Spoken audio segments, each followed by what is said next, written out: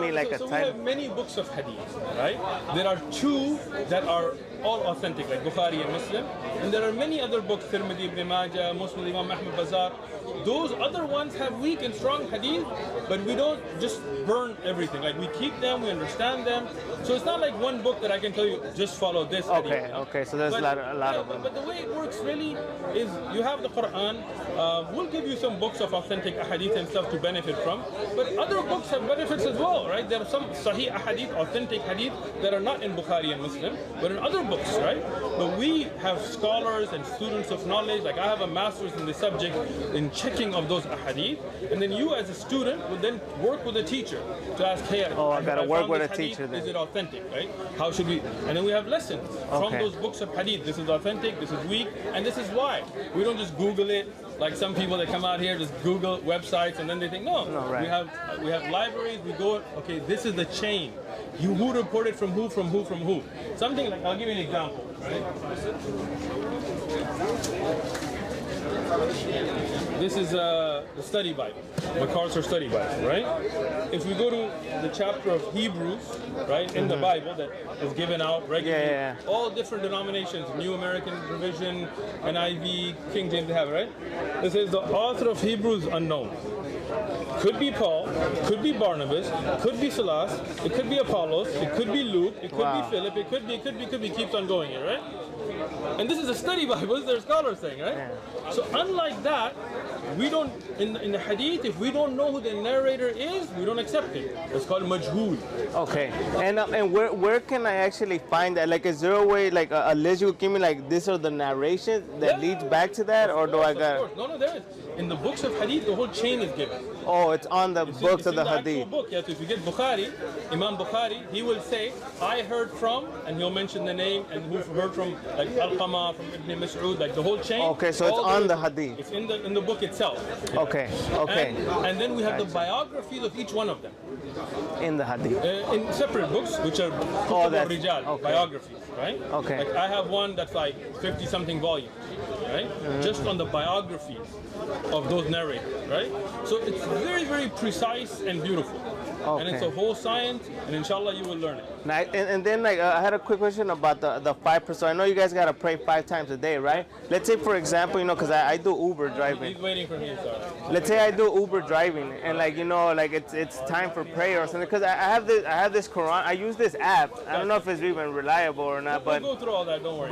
But you know, like let's say I'm driving and like I don't know, there's a certain time you have to pray, right? Or I could do it at any time. No, so each prayer has a period of time. Right? So the prayer time comes in, and then you sometimes 2 hours, 3 hours you will have before the next prayer. So within that time period, you have a 5-minute, 4-minute, whatever prayer. Right? So if you're driving Uber, you drop your Uber off, you don't take the next call, you take 5 minutes out, you pray, you connect with your Lord, and then you jump back on it. So like now when I pray, then I will have to go and prostrate. Like, you know, I'm in the car and let's say I'm pulled over on the, you know, on the street. So I got to get off on the street and pray or? So there are two types of prayer. There's obligatory prayer and there's the non-obligatory, sunnah, right? I guess you could say the involuntary, like nafil prayer, right? So this is going to be the additional prayers. The additional prayers you could pray even sitting down, right? But you don't want to be driving. No, right, like I'll pull over and... The obligatory prayers you have to get out. But what you do, and many brothers here drive Uber and stuff, you just, you know, pull over to a park or something, you get out, you get a little mat or something if the place is dirty. If not, it's clean, you pray. You know, you get a couple of minutes, you pray, you get back in your car, you go. Or if you're like in LA, for example, there's mosques all over the place, right? You just stop by a mosque, you get out, you pray, you're out, you know, at home or whatever. So it's very practical, it's very easy, and it kind of puts you back in touch with your Creator, you know? Okay, so that'll be the best way then. I got to pull over, put my little carpet and pray. I can't just do it in the car. Just pray. Not the obligatory prayers, yeah. So how many obligatory? There's 5. 5. Yeah. But there's obligatory, like Fajr, for the morning prayer, it's only 2 units. Like it'll take you 2 to 4 minutes, right? And then before it, there's a non-obligatory one, right? And you could pray that, but that one you could pray sitting, right? So you could just be parked, just pray sitting, and then you jump out, pray your 2-minute prayer, and then you get back in and keep going. And what do you say when you're praying? Like, you know, do I just say, because like, I mean, before I even learned anything, I would just say, oh, thank you God for letting me learn. Let's do your shahada. and then we'll teach you all the prayers and all the. Do you have any other Islamic? Yeah, I actually do. Now, what? Like, I have a question about a Sunni versus Shia. Like, excellent. We have one Muslim ummah. The Muslims are one, right? Every Muslim has one Quran. We don't have two Qur'ans, right? We don't have the Catholic Bible and the Protestant Bible.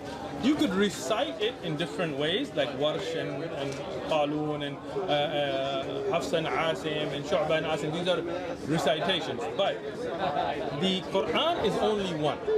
Every Muslim in the world believes in one Quran. It begins with Al-Fatiha, ends with Surah An-Nas. 114 chapters, 30 sections, all of them, right? So we are one Muslim ummah. But what happens, sometimes you have sects that deviate away, right? The Jama'ah, the group, is upon what the Prophet was upon and what his companions were upon, and we love all of them. Abu Bakr, Umar, Uthman, Ali, Hassan, Hussein, radiyallahu anhum, we love all of them, right? We as Muslims love all of them. But some people, due to some political things, due to some other things, they kind of deviated away. They started speaking ill about some of the companions and having some political issues, and they started to change up the belief. Okay? So instead of saying, Ya Allah, oh Allah help me, they'll be like, Ya Ali, like, oh Ali help me. Right? Well, you know, obviously, just understanding the basics of Islam, that we're not supposed to call upon anybody but Allah. Iyaka na'budu wa iyaka nasta'in. It's in Al-Fatiha. So as Muslims, we're one. Anybody who deviates, whether it's the Rafida Shia, or it's Qadianiya, or Ismailiyya, or Nation of Kufr, or any other group that splits away, they are the splinter groups. We got nothing to do with them. We stick to the Quran and the Sunnah, and this is the one Muslim ummah. So don't worry about Sunni, Shia, Deobandi, Brahmi, leave all that aside. Alhamdulillah, you're Muslim, that's all you need to be. Be upon the Sunnah, because the Prophet told us, alaykum bi sunnati, upon you is to follow my Sunnah. And alaykum bil jama'ah, to be with the jama'ah. So this is why they're called the Sunnah wal Jama'ah, because that's what the Prophet ordered. So we are one Muslim body. Don't worry about sects. Okay, but so there's just one Quran. They all interpret it the way they want to do, and they just deviate from it, right? Okay. They just bring in like we talk about hadith, right? You have authentic hadith, but they won't accept it because they're political stuff, you know. Okay, that makes like terrorists or whatever. They for political reasons they go astray. All right, and then okay, so like what about like, so I know like interest, charging interest is bad. Like I have a bank account that pays me interest. Like so the bank account interest is very low as it is. It's only a few dollars. Like you know, what you do is you just take that every year, you give it to the poor. You don't think of it like charity. You just give it away, because interest, it ruins your wealth. You know? So I shouldn't even have like a interest. I mean, you may need to have a bank account for work and for getting a check. No, because I have like a separate one, like a specifically and like earned interest on it. Yeah, you shouldn't. Yeah, and the thing is, to be very honest with you, it's not even a good investment in America. The interest rates are so low that you're losing money because of the value. No, yeah. So better you invest that money in business, inshallah. So what about like investing in stocks? Is that like a sin? Fine. As long as the stock is a good company, like you don't want to invest in a company that sells alcohol or something, but a company that like a medical device company that's developing devices to save lives, and you invest in that, no problem with that. So those will be good ones to invest. All right, cool. The best questions that I've heard from somebody who just got down here. And then what about like, you know, I seen that someone, if you drink water leaning down, like when I drink water, I gotta get on my. No, you don't have to, but this is from the Sunnah. The Prophet ﷺ, he told us to sit down and drink water, right? But you can stand and drink, it's no problem with that. Okay, so there is the obligatory things that you must do, like prayer and fasting and things, and then there are things we call sunnah, like things that are recommended, right? Okay. So one of the recommended things is to sit and drink water, but the Sahaba, the companions, they stood up and drank water at times. Nothing wrong with that.